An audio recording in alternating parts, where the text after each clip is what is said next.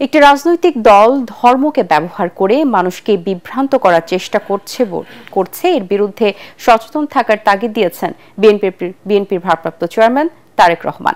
বিএনপির দেশ করার পরিকল্পনা শীর্ষক আলোচনা সভায় তিনি বলেন, যারা বিএনপির বিরুদ্ধে অপপ্রচার চালাচ্ছে তাদের নতুন করে দেখার কিছু নেই। ৭১-এই মানুষ তাদের আসল রূপ দেখেছে। সব ষড়যন্ত্র প্রতিহত করে গণতন্ত্র প্রতিষ্ঠায় বিএনপির একমাত্র লক্ষ্য বলে জানান তারেক রহমান। কামরুজ্জামান রাজীবের রিপোর্ট। রাজধানীর কৃষিবিদ ইনস্টিটিউশন মিলনায়তনে সপ্তাহব্যাপী বিএনপির দেশ গড়ার পরিকল্পনা শীর্ষক কর্মশালার উদ্বোধন করেন দলের মহাসচিব মির্জা ফখরুল ইসলাম আলমগীর।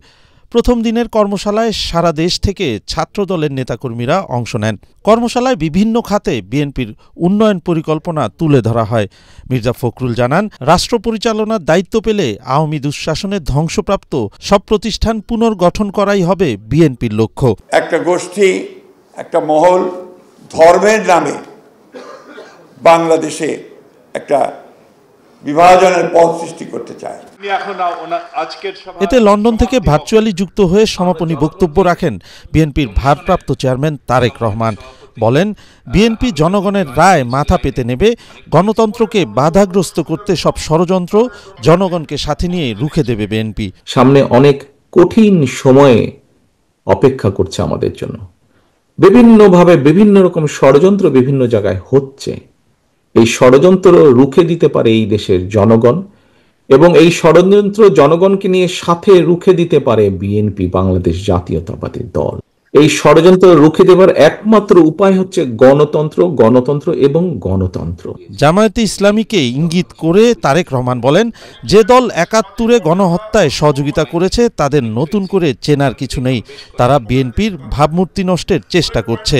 এই যাদেরকে কেউ কেউ বলে যে একবার দেখুন না এদেরকে, তাদেরকে দেশের মানুষ ৭১ সালেই দেখেছে নিজেদের রাজনৈতিক স্বার্থ রক্ষার্থে লক্ষ লক্ষ মানুষকে শুধু হত্যাই করেনি, তাদের সহকর্মীরা কিভাবে মা বোনদের ইজ্জত পর্যন্ত লুট করেছিল। এই কথাটি আমাদেরকে মনে রাখতে হবে। একটি রাজনৈতিক দলের বেশ কিছু ব্যক্তি বিভিন্ন জিনিসের টিকিট বিক্রি করে বেড়াচ্ছে, বিভিন্ন জিনিসের কনফার্মেশন দিয়ে বেড়াচ্ছে।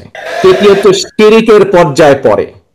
কাজে তোমাদেরকে ঘরে ঘরে যেতে হবে এবং বলতে হবে যারা এইসব কথা বলে তারা শিরিক করছে, আপনি যদি তাদের কথা শোনেন আপনিও শিরিকের পর্যায়ে পড়ে যাবেন। বিএনপি দুর্নীতিমুক্ত স্বাবলম্বী দেশ গড়তে চায় বলে জানান তারেক রহমান।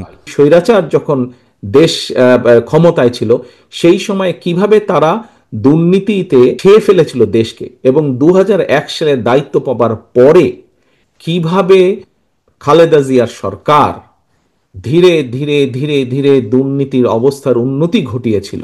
আত্মবিশ্বাসের সঙ্গে বলতে পারি, এই বাংলাদেশে যদি দুর্নীতির লাগাম টেনে ধরতে পারে তাহলে একমাত্র বাংলাদেশ জাতীয়তাবাদী দলই পক্ষেই সেটা সম্ভব। কামরুজ্জামান রাজীব, এটিএন বাংলা, ঢাকা।